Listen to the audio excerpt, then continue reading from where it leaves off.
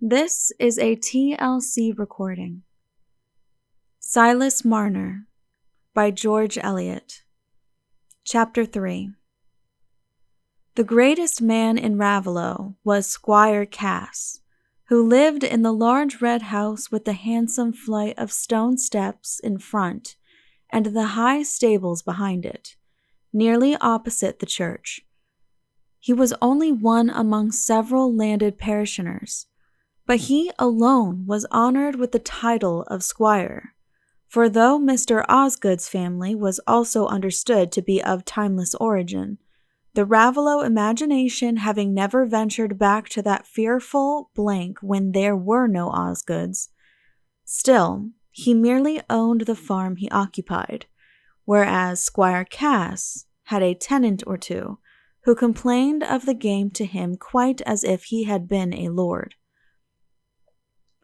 It was still that glorious wartime which was felt to be a peculiar favor of Providence towards the landed interest, and the fall of prices had not yet come to carry the race of small squires and yeomen down that road to ruin for which extravagant habits and bad husbandry were plentifully anointing their wheels. I am speaking now in relation to Raveloe and the parishes that resembled it, for our old-fashioned country life had many different aspects, as all life must have when it is spread over a various surface, and breathed on variously by multitudinous currents, from the winds of heaven to the thoughts of men, which are forever moving and crossing each other with incalculable results. Raveloe lay low among the bushy trees and the rutted lanes, aloof from the currents of industrial energy and Puritan earnestness. The rich ate and drank freely, accepting gout and apoplexy as things that ran mysteriously in respectable families, and the poor thought that the rich were entirely in the right of it, to lead a jolly life. Besides, their feasting caused a multiplication of orts, which were the heirlooms of the poor. Betty J. scented the boiling of Squire Cass's hams, but her longing was arrested by the unctuous liquor in which they were boiled, and when the seasons brought round the great merrymakings, they were regarded on all hands as a fine thing for the poor. For the Raveloe feasts were like the rounds of beef and the barrels of ale. They were on a large scale, and lasted a good while, especially in the winter time. After ladies had packed up their best gowns and top-knots in bandboxes, and had incurred the risk of fording streams on pillions with the precious burden in rainy or snowy weather, when there was no knowing how high the water would rise, it was not to be supposed that they looked forward to a brief pleasure. On this ground it was always contrived in the dark seasons, when there was little work to be done, and the hours were long, that several neighbors should keep open house in succession.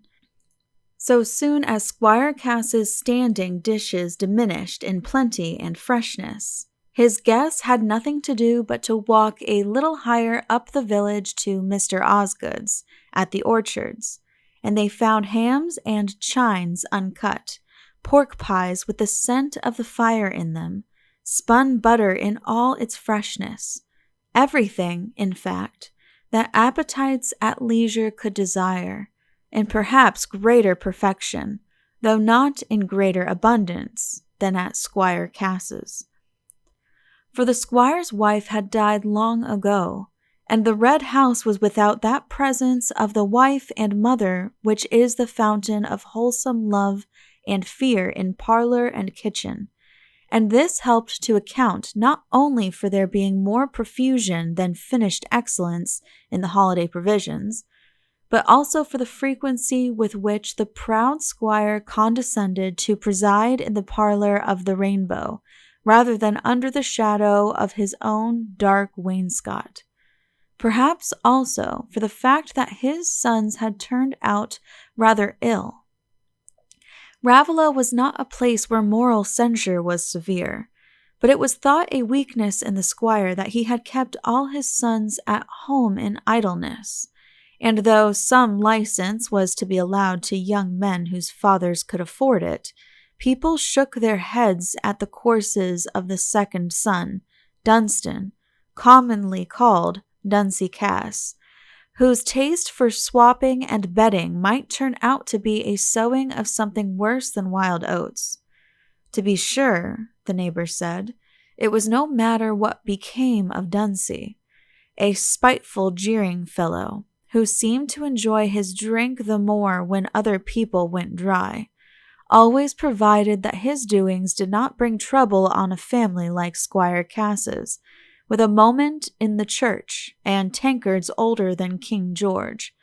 But it would be 1,000 pities if Mr. Godfrey, the eldest, a fine, open-faced, good-natured young man who was to come into the land some day, should take to going along the same road with his brother, as he had seemed to do of late.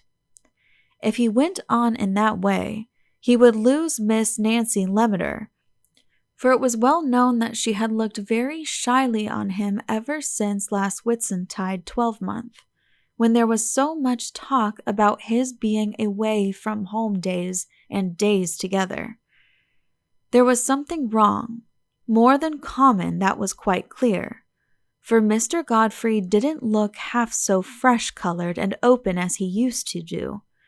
At one time everybody was saying, what a handsome couple he and Miss Nancy Lemmeter would make, and if she could come to be mistress at the Red House, there would be a fine change, for the Lemmeters had been brought up in that way, that they never suffered a pinch of salt to be wasted, and yet everybody in their household had of the best according to his place. Such a daughter-in-law would be a saving to the old squire if she never brought a penny to her fortune, for it was to be feared that, notwithstanding his incomings, there were more holes in his pocket than the one where he put his own hand in. But if Mr. Godfrey didn't turn over a new leaf, he might say goodbye to Miss Nancy Lemmeter. It was the once hopeful Godfrey who was standing, with his hands in his side pockets and his back to the fire, in the dark wainscoted parlor one late November afternoon in that 15th year of Silas Marner's life at Raveloe. The fading gray light fell dimly on the walls decorated with guns, whips, and foxes' brushes, on coats and hats flung on the chairs, on tankards sending forth a scent of flat ale, and on a half-choked fire, with pipes propped up in the chimney corners, signs of a domestic life destitute of any hallowing charm, with which the look of gloomy vexation on Godfrey's blond face was in sad accordance. He seemed to be waiting and listening for someone's approach, and presently the sound of a heavy step, with an accompanying whistle, was heard across the large empty entrance hall. The door opened, and a thick-set, heavy-looking young man entered, with the flushed face and the gratuitously elated bearing which mark the first stage of intoxication. It was Dunstan, and at the sight of him Godfrey's face parted with some of its gloom to take on the more active expression of hatred. The handsome brown spaniel that lay on the hearth retreated under the chair in the chimney corner. "Well, Master Godfrey, what do you want with me?" said Dunstan, in a mocking tone. "You're my elders and betters, you know. I was obliged to come when you sent for me." "Why, this is what I want, and just shake yourself sober and listen, will you?" said Godfrey, savagely. He had himself been drinking more than was good for him, trying to turn his gloom into uncalculating anger. "I want to tell you, I must hand over that rent of Fowler's to the squire, or else tell him I gave it to you, for he's threatening to distrain for it, and it'll all be out soon, whether I tell him or not. He said just now before we went out, he should send word to Cox to distrain, if Fowler didn't come and pay up his arrears this week. The squire's short of cash, and in no humor to stand any nonsense. And you know what he threatened, if ever he found you making away with his money again. So see and get the money, and pretty quickly, will you?" "Oh," said Dunstan, sneeringly, coming nearer to his brother and looking in his face. "Suppose now you get the money yourself, and save me the trouble, eh? Since you was so kind as to hand it over to me, you'll not refuse me the kindness to pay it back for me. It was your brotherly love made you do it, you know." Godfrey bit his lips and clenched his fist. "Don't come near me with that look, else I'll knock you down." "Oh, no, you won't," said Dunstan, turning away on his heel, however, "because I'm such a good-natured brother, you know. I might get you turned out of house and home and cut off with a shilling any day. I might tell the squire how his handsome son was married to that nice young woman, Molly Farron, and was very unhappy because he couldn't live with his drunken wife, and I should slip into your place as comfortable as could be. But you see, I don't do it. I'm so easy and good-natured. You'll take any trouble for me. You'll get the £100 for me, I know you will." "How can I get the money?" said Godfrey, quivering. "I haven't a shilling to bless myself with, and it's a lie that you'd slip into my place. You'd get yourself turned out, too, that's all. For if you begin telling tales, I'll follow. Bob's my father's favourite, you know that very well. He'd only think himself well rid of you." "Never mind," said Dunstan, nodding his head sideways as he looked out of the window. "It'd be very pleasant to me to go in your company. You're such a handsome brother, and we've always been so fond of quarrelling with one another. I shouldn't know what to do without you. But you'd like better for us both to stay at home together, I know you would. So you'll manage to get that little sum of money, and I'll bid you good-bye, though I'm sorry to part." Dunstan was moving off, but Godfrey rushed after him and seized him by the arm, saying with an oath, "I tell you I have no money. I can get no money." "Borrow of old Kimball." "I tell you he won't lend me any more, and I shan't ask him." "Well, then sell Wildfire." "Yes, that's easy talking. I must have the money directly." "Well, you've only got to ride him to the hunt tomorrow. There'll be Bryce and Keating there for sure. You'll get more bids than one." "I dare say, and get back home at 8 o'clock, splashed up to the chin. I'm going to Mrs. Osgood's birthday dance." "Oh," said Dunstan, turning his head on one side and trying to speak in a small, mincing treble. "And there's sweet Miss Nancy coming, and we shall dance with her, and promise never to be naughty again, and be taken into favour, and—" "Hold your tongue about Miss Nancy, you fool," said Godfrey, turning red, "else I'll throttle you." "What for?" said Dunstan, still in an artificial tone, but taking a whip from the table and beating the butt end of it on his palm. "You've a very good chance. I'd advise you to creep up her sleeve again. It'd be saving time. If Molly should happen to take a drop too much laudanum some day, and make a widower of you, Miss Nancy wouldn't mind being a second if she didn't know it. And you've got a good-natured brother who'll keep your secret well, because you'll be so very obliging to him." "I'll tell you what it is," said Godfrey, quivering and pale again. "My patience is pretty near at an end. If you'd a little more sharpness in you, you might know that you may urge a man a bit too far, and make one leap as easy as another. I don't know but what it is so now. I may as well tell the squire everything myself. I should get you off my back if I got nothing else. And after all, he'll know some time. She's been threatening to come herself and tell him. So don't flatter yourself that your secrecy's worth any price you choose to ask. You drain me of money till I have got nothing to pacify her with, and she'll do as she threatens some day. It's all one. I'll tell my father everything myself, and you may go to the devil." Dunstan perceived that he had overshot its mark, and that there was a point at which even the hesitating Godfrey might be driven into decision. But he said with an air of unconcern, "As you please, but I'll have a draught of ale first." And ringing the bell, he threw himself across 2 chairs and began to rap the window seat with the handle of his whip. Godfrey stood, still with his back to the fire, uneasily moving his fingers among the contents of his side pockets and looking at the floor.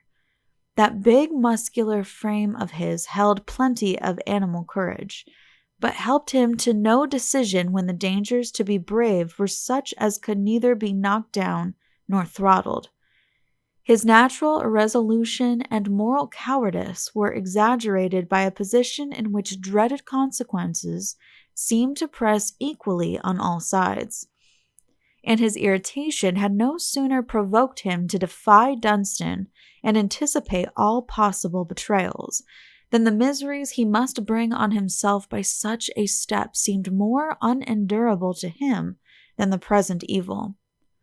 The results of confession were not contingent, they were certain, whereas betrayal was not certain. From the near vision of that certainty he fell back on suspense and vacillation, with a sense of repose. The disinherited son of a small squire, equally disinclined to dig and to beg, was almost as helpless as an uprooted tree, which, by the favor of earth and sky, has grown to a handsome bulk on the spot where it first shot upward. Perhaps it would have been possible to think of digging with some cheerfulness, if Nancy Lammeter were to be won on those terms. But since he must irrevocably lose her as well as the inheritance, and must break every tie but the one that degraded him and left him without motive for trying to recover his better self, he could imagine no future for himself on the other side of confession but that of listing for a soldier, the most desperate step short of suicide in the eyes of respectable families. No, he would rather trust to casualties than his own resolve, rather go on sitting at the feast and sipping the wine he loved, though with the sword hanging over him and terror in his heart, than rush away into the cold darkness where there was no pleasure left. The utmost concession to Dunstan about the horse began to seem easy, compared with the fulfillment of his own threat. But his pride would not let him recommence the conversation otherwise by continuing the quarrel. Dunstan was waiting for this, and took his ale in shorter draughts than usual. "It's just like you," Godfrey burst out in a bitter tone, "to talk about my selling Wildfire in that cool way, the last thing I've got to call my own, and the best bit of horse flesh I ever had in my life. And if you'd got a spark of pride in you, you'd be ashamed to see the stables emptied, and everybody sneering about it. But it's my belief you'd sell yourself, if it was only for the pleasure of making somebody feel he'd got a bad bargain." "Aye, aye," said Dunstan, very placably. "You do me justice, I see. You know I'm a jeweler for 'ticing people into bargains, for which reason I advise you to let me sell Wildfire. I'd ride him to the hunt tomorrow for you, with pleasure. I shouldn't look so handsome as you in the saddle, but it's the horse they'll bid for, and not the rider." "Yes, I dare say. Trust my horse to you." "As you please," said Dunstan, rapping the window seat again with an air of great unconcern. "It's you have got to pay Fowler's money. It's none of my business. You received the money from him when you went to Bramcote, and you told the squire it wasn't paid. I'd nothing to do with that. You chose to be so obliging as to give it me, that was all.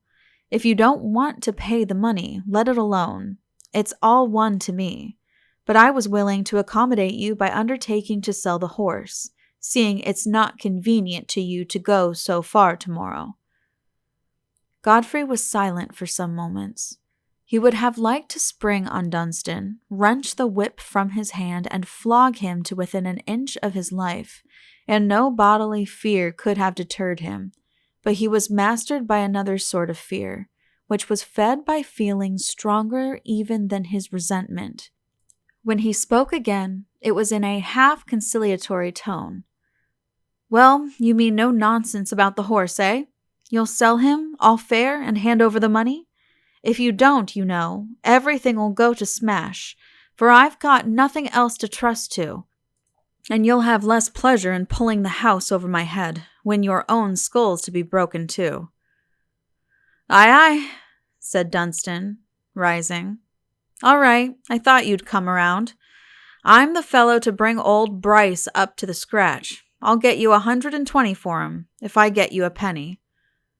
"But it'll perhaps rain cats and dogs tomorrow as it did yesterday, and then you can't go," said Godfrey, hardly knowing whether he wished for that obstacle or not. "Not it," said Dunstan. "I'm always lucky in my weather. It might rain if you wanted to go yourself. You never hold trumps, you know. I always do. You've got the beauty, you see, and I've got the luck. So you must keep me by you for your crooked sixpence. You'll never get along without me." "Confound you, hold your tongue," said Godfrey impetuously, "and take care to keep sober tomorrow. Else you'll get pitched on your head coming home, and Wildfire might be the worse for it." "Make your tender heart easy," said Dunstan, opening the door. "You never knew me see double when I'd got a bargain to make. It'd spoil the fun. Besides, whenever I fall, I'm warranted to fall on my legs." With that, Dunstan slammed the door behind him and left Godfrey to that bitter rumination on his personal circumstances which was now unbroken from day to day, save by the excitement of sporting, drinking, card-playing, or the rarer and less oblivious pleasure of seeing Miss Nancy Lammeter. The subtle and varied pains springing from the higher sensibility that accompanies higher culture are perhaps less pitiable than that dreary absence of impersonal enjoyment and consolation which leaves ruder minds to the perpetual urgent companionship of their own griefs and discontents.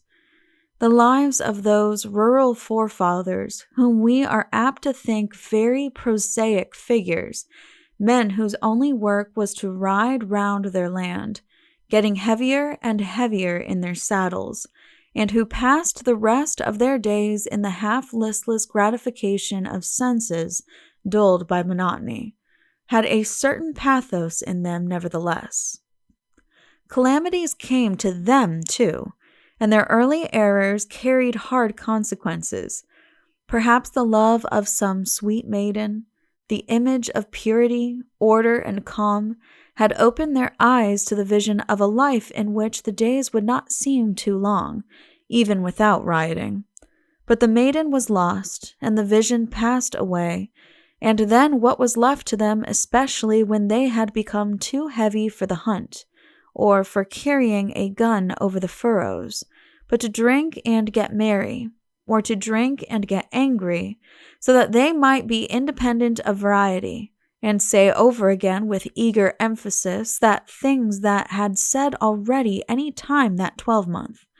Assuredly, among these flushed and dull-eyed men there were some whom, thanks to their native human kindness, even riot could never drive into brutality. Men who, when their cheeks were fresh, had felt the keen point of sorrow or remorse, had been pierced by the reeds they leaned on, or had lightly put their limbs in fetters from which no struggle could loose them, and under these sad circumstances, common to us all, their thoughts could find no resting place outside the ever-trodden round of their own petty history. That, at least, was the condition of Godfrey Cass in this 26th year of his life. A movement of compunction, held by those small, indefinable influences which every personal relation exerts on a pliant nature, had urged him into a secret marriage, which was a blight on his life, It was an ugly story of low passion, delusion, and waking from delusion, which needs not to be dragged from the privacy of Godfrey's bitter memory.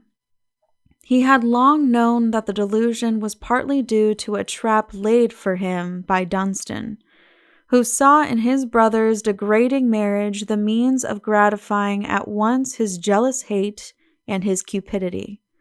And if Godfrey could have felt himself simply a victim, the iron bit that destiny had put into his mouth would have chafed him less intolerably. If the curses he muttered half aloud when he was alone had had no other object than Dunstan's diabolical cunning, he might have shrunk less from the consequences of avowal. But he had something else to curse, his own vicious folly, which now seemed as mad and unaccountable to him as almost all our follies and vices do when their promptings have long passed away.